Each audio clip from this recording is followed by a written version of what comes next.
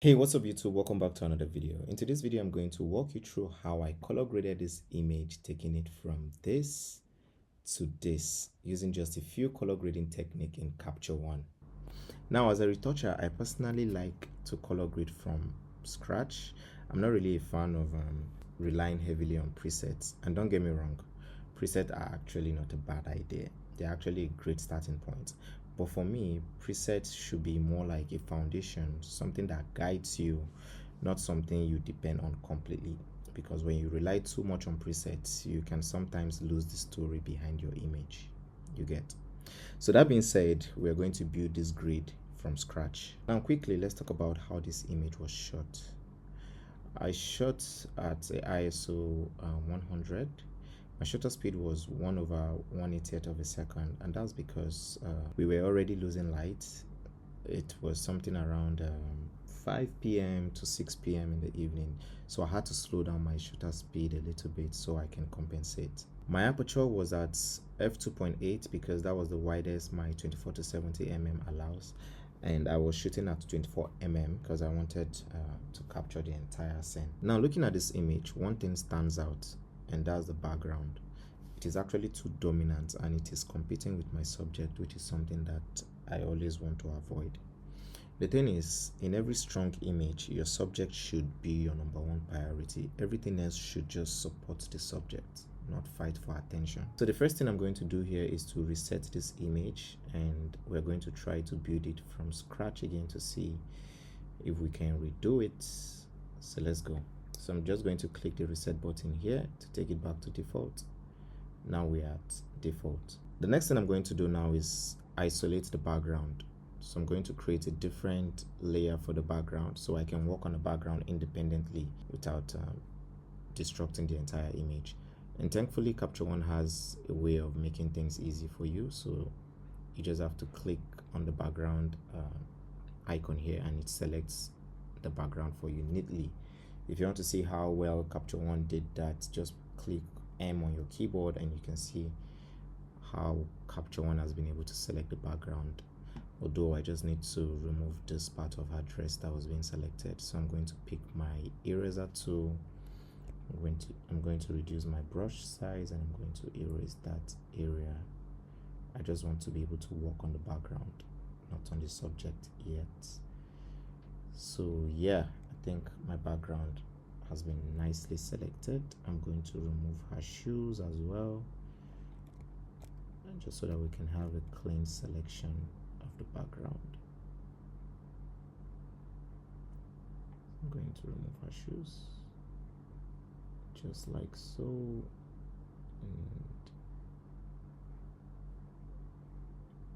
yeah, I'm going to remove the other one as well.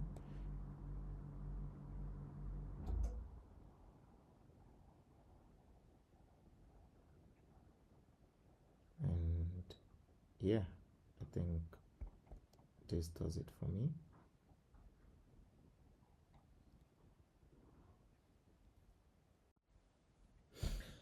Now that I've successfully selected the background to my taste, I'm going to click M to remove the selection marks, and I'm going to start working on the background. So first things first, I'm going to go to my color editor right here. I'm going to click on reds because that's where the background is. For you to be sure, just click on this eyedropper tool and click on the background. You can see the background is under the red. So yeah, I'm going to push the hues to the negative side somewhere around -5, just so I can add a little bit of magenta to the background. Yeah, somewhere around here looks good. Next is my saturation. I'm going to reduce my saturation a little bit, somewhere around 9 or 10 thereabout, just so that I can take out the harsh contrast on the reds. And then I'm going to reduce the lightness of the background as well, somewhere around 15, to add a little bit of depth to the background as well. So at this point, I think we look good. Yeah, this is good. So the next thing I'm going to do here is hop over to my color balance and add a little bit of coolness to the background. So I'm just going to add some blues somewhere around here, and I'm going to increase the saturation a little bit somewhere here, just to take away the orange in the background a little bit more. So I think somewhere here looks good. So this is our before, this is our after. Before, after. Let's proceed. Another thing I'm going to do is reduce some of the yellows in the image, because I usually don't like yellows on my skin. I don't know why, but I don't like yellows on the skin, so I'm going to reduce the yellows. So to do that, I'm going to create a new field adjustment layer here, and I'm going to reduce the yellows over here at the color editor. I'm going to reduce the yellows drastically, somewhere around 30, just so that I don't see any yellows on her skin. Yeah, this looks good. So I'm going to leave it at that. And the next thing I'm going to do is create another background layer. The reason I'm creating another background layer is just so that I can have control over each layers, because doing everything in one layer, you might actually do something wrong, and then reducing the opacity of, trying to reduce the opacity of one thing might end up reducing the opacity of everything. So create as many layers as you can. So I'm going to create another background layer, and I'm going to reduce the blues in the background. I know we added blues the other time, but I want to tone it down a little bit so it doesn't overwhelm the image. Somewhere here looks good. I'm going to reduce the magenta completely. I don't want any magenta in the background at all, so I'm going to reduce the magenta as well as the pink all the way.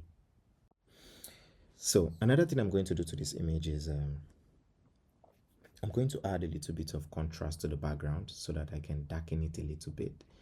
So I'm just going to come here and add some contrast to the background, somewhere around 20-ish. Yeah, this looks good. So this is our before, this is our after. We're still building. So I'm going to add a little bit of blacks as well to the background. So I'm going to add blacks somewhere here, nothing too much, just to take away every distraction from the image and just create some sort of attention to the subject. That's what I'm trying to do here. So this is where we are at right now. So before, after, before, after. We've come a long way with this.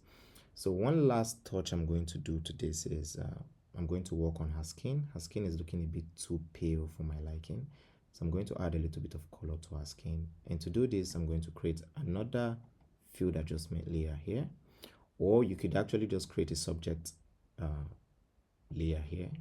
That's even faster. And now Capture One has helped us select our subject. To be sure that the subject is properly selected, click M on your keyboard. You can see Capture One has done a good job, except for this part here. You can also fill that up by clicking on the brush tool here, by pressing B on your keyboard, or you just come over here and click brush tool and just make sure you select it properly. I think we've gone overboard with that. I'll click on E on my keyboard and erase this part here. Good. So now that we've carefully selected our subjects, you can press M on your keyboard to deselect that marks. Now I'm going to be working on my subject alone, and I want to add a little bit of warmness to her skin and the subject entirely, just so that I can have that complementary color going on in the scene, where the background is a bit cool and the subject is a bit warm. So I'm just going to come over to my color balance here. I'm going to go over to my midtones, come to my, take this to the orange part here, and then I'm going to add a little bit of saturation. Nothing too much, just a little bit, just to have that separation between the background and the subject. So now the background looks a bit cool and the subject looks a bit warmer, and I think this looks good for me. I'm going to just click on option on my keyboard and click here to see the before and after. This is the before, after, before, after. I think this looks good. I can further enhance it in Photoshop if I want to. But I think at this point, I have a very good separation between my subject and the background. We can see how much we've done. This is our before and this is our after. Before, after. You can further exaggerate this by coming over to the vignettes tab here, but you can't do this on the subject marks. You have to either create a new layer or you can just come to your background layer and further increase your vignettes just a little bit to draw more attention to the subject. And ladies and gentlemen, I think at this point we have a very good separation between our subject and the background. This is before, this is after, and this is before, this is after. I think I'm going to further decrease the saturation on the reds. So I'm going to come to my background marks here and reduce the reds a little bit more, just a little bit. Yeah, I think at this point this looks good to me. So yeah, this is our before and this is our after. So guys, if you like this video, please give it a thumbs up, like, share and comment. I'll see you on the next one. Peace.